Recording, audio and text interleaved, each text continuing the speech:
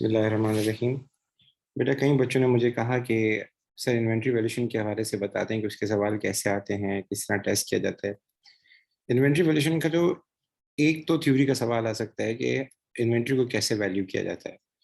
तो उसमें आप सबको पता होना चाहिए कि inventory should be valued at lower of cost and net realisable value. दोनों में से जो कम होगा उस पर हम लिखेंगे lower of cost and net realisable value. दूसरा सवाल ऐसा आ सकता है पेपर में हो गया कि हमने इन्वेंट्री को सेलिंग प्राइस पे वैल्यू कर दिया, आप क्या कहते हैं, इसका क्या इम्पैक्ट पड़ेगा। जाहिर है जब आप सेलिंग प्राइस पे लिखेंगे तो आपकी क्लोजिंग इन्वेंट्री बढ़ जाएगी, क्लोजिंग इन्वेंट्री बढ़ेगी तो प्रॉफिट बढ़ेगा। तो ये अगेंस्ट रियलाइजेशन कॉन्सेप्ट हो जाएगा। रियलाइजेशन कॉन्सेप्ट कहता है इनकम तब रिकॉर्ड करो, प्रॉफिट तब रिकॉर्ड करो जब आपका अर्न हो जाए, जब आपको इनकम मिल जाए, जब आपका राइट स्टैब्लिश हो जाए। ये अगेन जो हमारे पास इन्वेंट्री के लिए कॉन्सेप्ट है जिसको हम प्यार से कहते हैं IAS2।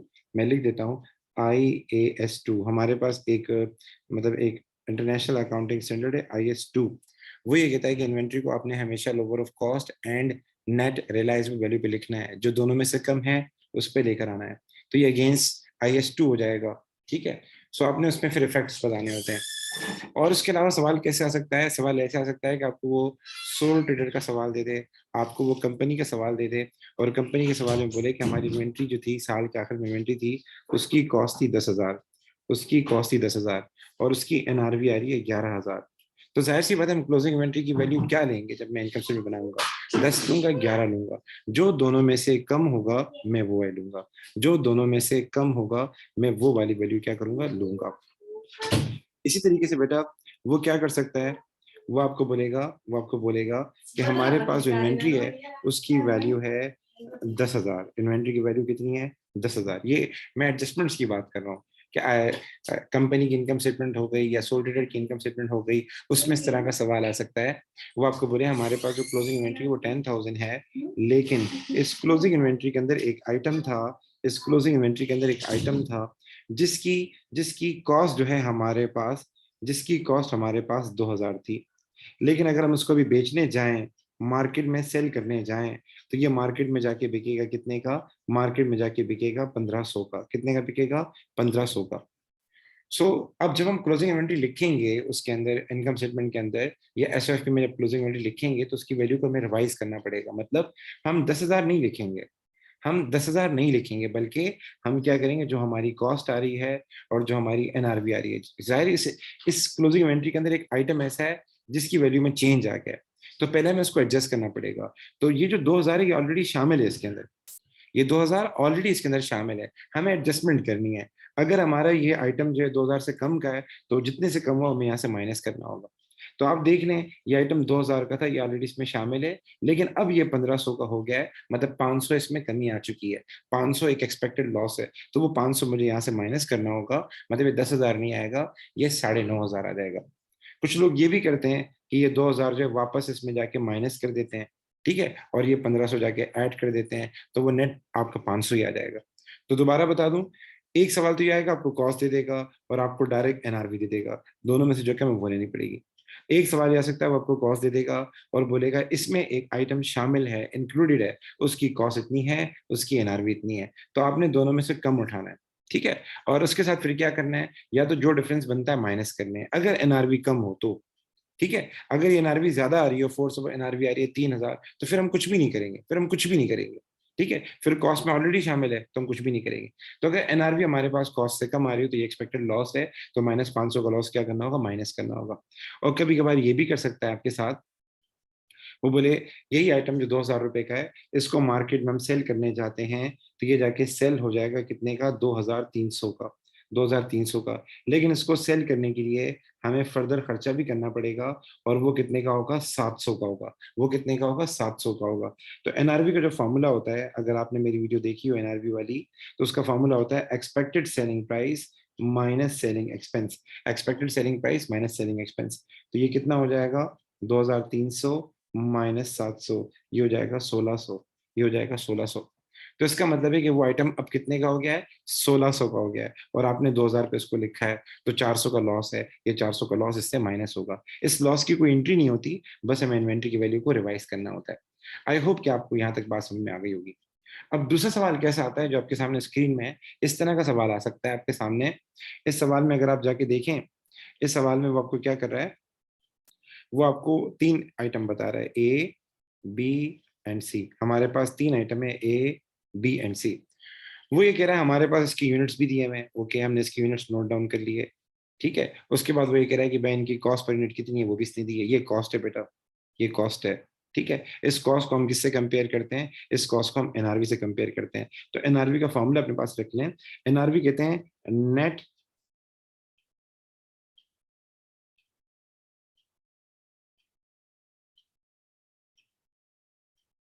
रियलाइजेबल वैल्यू को कहते हैं, नेट रियलाइज वैल्यू को देते हैं, कहते हैं। इसमें क्या आता है सर, हमारे पास सेलिंग प्राइस आता है, एक्सपेक्टेड सेलिंग प्राइस आता है, एंड कोई सेलिंग एक्सपेंस है तो वो आएगा।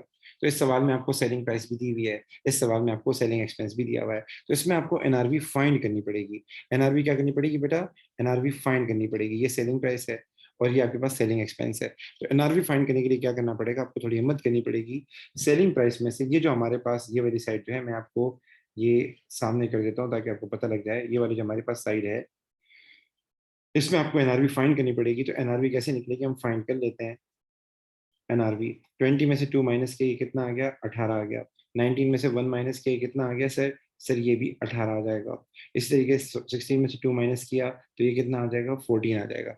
अब वो आगे कह रहा है कि हमें ये बताएं हमारी इन्वेंट्री की टोटल वैल्यू क्या है। तो सबसे पहले आते हैं हम आइटम ए के ऊपर आते हैं। हम सबसे पहले लिखते हैं आइटम नंबर ए। आइटम ए में कितनी यूनिट है सर, आपके पास 110 है।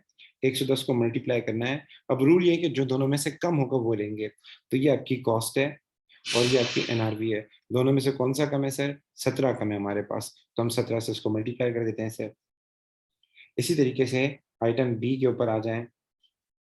आइटम बी के ऊपर आ जाएं। आइटम बी में हमारे पास क्या हो रहा है, यहाँ आइटम बी में आ जाएं तो हमारे पास 85 यूनिट्स है, ये देख सकते हैं। तो मैंने 85 यूनिट्स यहाँ लिखे एंड देन इसको मल्टीप्लाई करूंगा। अब मल्टीप्लाई किससे करूंगा, तो आपने यहाँ देखना होगा हमारे पास कॉस्ट कितनी आ रही है, 18, और हमारे पास एनआरवी कितनी आ रही है सर, वो भी 18 आ रही है। जाहिर है दोनों सेम है तो हम 18 पे इसको लिखेंगे। इसके बाद में आऊंगा आइटम सी पे। हम हर कैटेगरी का अलग अलग काम कर रहे होते हैं। आइटम सी में हमारे पास कितने यूनिट है सर, 90 यूनिट्स हैं, मल्टीप्लाई बाय। अब आपने देखना है ये कितना आ रहा है, 15 आ रहा है, और 16 में से 2 माइनस किया कितना आ रहा है, 14 आ रहा है। तो हम यहाँ उसको मल्टीप्लाई करेंगे 14 से। अच्छा एक चीज और बता दूं, कभी कभार क्या करते हैं हम बाहर से कोई चीज परचेज करते हैं, तो फिर उसकी एक परचेज प्राइस होती है और एक कैरेज इनवर्ड होता है। तो कॉस्ट का मतलब होता है जब आप एक चीज परचेज करने जा रहे हैं तो उस पर जो टोटल खर्चा है वो कॉस्ट कहलाता है। तो उस सूरत में carriage inward plus purchase price वो हमारी कॉस्ट कहलाएगा। तो इसको करते हैं सर।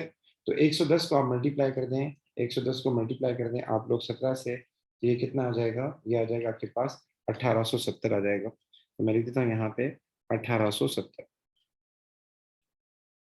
1870। इसी तरीके से 85 को मल्टीप्लाई कर दें 18 के साथ तो ये कितना आ जाएगा, 1530। आप लिख दें 1530। इसी के साथ आप 90 को मल्टीप्लाई कर दें 14 के साथ तो ये कितना आ जाएगा, ये आ जाएगा 1260। आप लिख दें 1260 और इसका टोटल कर लें तो ये हमारे पास हो जाएगा 1260 प्लस 1870 प्लस 1530। तो ये हो जाएगा 4660। तो ये हमारी इन्वेंट्री की वैल्यू हो जाएगी। ठीक है, हम यहाँ लिख देते हैं इन्वेंट्री एट 31 मार्च 2020। ठीक है, हमारी इन्वेंट्री की वैल्यू आ रही है। अच्छा जी, बोला हमें बाद में जाके पता चला Rani later discovered that she had an amount of inventory of item D at 31 March 2020। This inventory originally cost 1660. She considered this inventory to be obsolete. Explain to Rani how the value of inventory of item D affected the profit for the year ended 31st March 2020. बोले हमारे profit पे क्या impact पड़ा होगा इसका। अब इसमें एक सीन है, ये थोड़ा सा हम समझते हैं कि टेक्निकली इसकी वर्डिंग में थोड़ा प्रॉब्लम है। हमारे पास इन्वेंट्री की वैल्यू भी आई है 4660, ठीक है। अगर इस आइटम की वजह से, ये जो आइटम है इस आइटम को अगर आप यहाँ एडजस्ट जाके करते हैं तो इस आइटम की वजह से अगर हमारी इन्वेंट्री की वैल्यू में कमी आती है तो हमारा प्रॉफिट क्या हो जाएगा, कम हो जाएगा। Closing inventory is like income. सो ज्यादातर हम ये देखते हैं कि हम कमी ही लिख रहे होते हैं। अगर आप देखें कॉस्ट और एनआरवी जो कम होता है उस पर जाके लिखते हैं, तो इन्वेंट्री को ज्यादातर रिड्यूस किया जाता है वक्त के साथ साथ। तो ये जो हमारे पास ये जो आइटम है 1660 रुपए, ये हमने इसमें शामिल ही नहीं किया। जब हमने क्लोजिंग इन्वेंट्री फाइंड की और फॉर सपोज प्रॉफिट फाइंड किया, तो हमने इसके अंदर ये शामिल ही नहीं किया। अगर ये आइटम डी यहाँ शामिल होता, मतलब 1660 इसकी कॉस्ट का पार्ट बना होता, तो फिर मैं कहता कि भाई ये अब ऑब्सोलीट हो गया। ऑब्सोलीट का मतलब इसकी एनआरवी जीरो हो गई है। ऑब्सोलीट का मतलब क्या होता है, एनआरवी अब जीरो हो गई है, मतलब कुछ भी नहीं मिलने वाला हमें, वो बिल्कुल जीरो हो गया है, मतलब फेंकने के लायक है, वो डिस्कार्ड करने के लायक है वो एसेट जो है। सो अगर ये 1660 मैंने यहाँ शामिल किया होता, तो फिर मैं कहता कि भाई हमारी इन्वेंट्री की रिड्यूस हो जाएगी और इससे हमारा प्रॉफिट कम हो जाएगा। तो मैंने शामिल ही नहीं किया।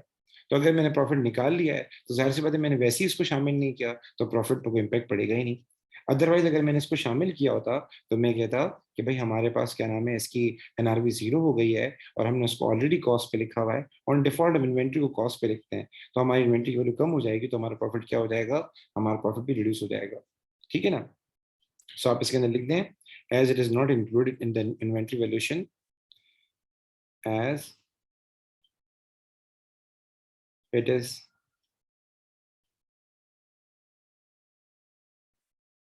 not included in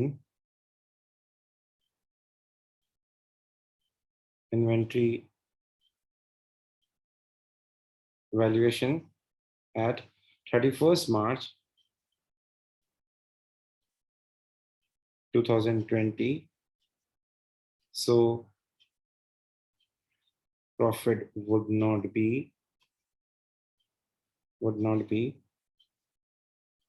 affected.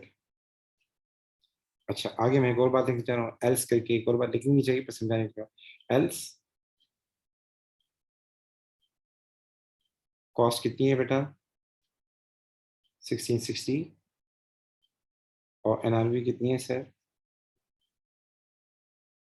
Zero. Profit would have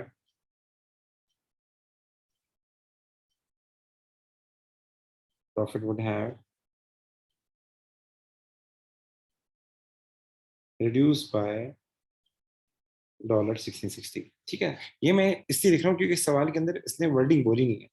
इस सवाल की वर्डिंग टेक्निकली थोड़ी सी गलत है, इस सवाल की वर्डिंग जो है, जिससे एक बंदा कंफ्यूज हो जाता है।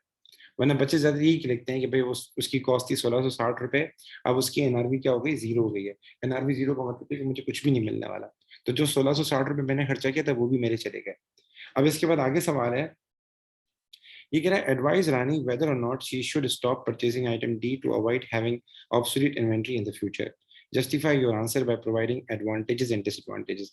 बेटा यहाँ मेंशन नहीं किया कि कितने एडवांटेजेस देने हैं, कितने डिसएडवांटेजेस देने हैं। तो इसमें बेहतर तरीका ये होता है कि आप देखें आप किसकी फेवर में जा रहे हैं। आप जिसकी फेवर में जा रहे हैं आप कोशिश करें उसके एडवांटेजेस ज्यादा दे दें, अगर वो मेंशन कर दे फिर उतनी फॉलो करने हैं। तो ये सवाल है 5 मार्क्स का। कितने मार्क्स का बेटा, 5 मार्क्स का। तो हमें 4 पॉइंट्स तो कम से कम देने होंगे। हमें कितने पॉइंट देने होंगे बेटा, 4 पॉइंट हमें देने होंगे।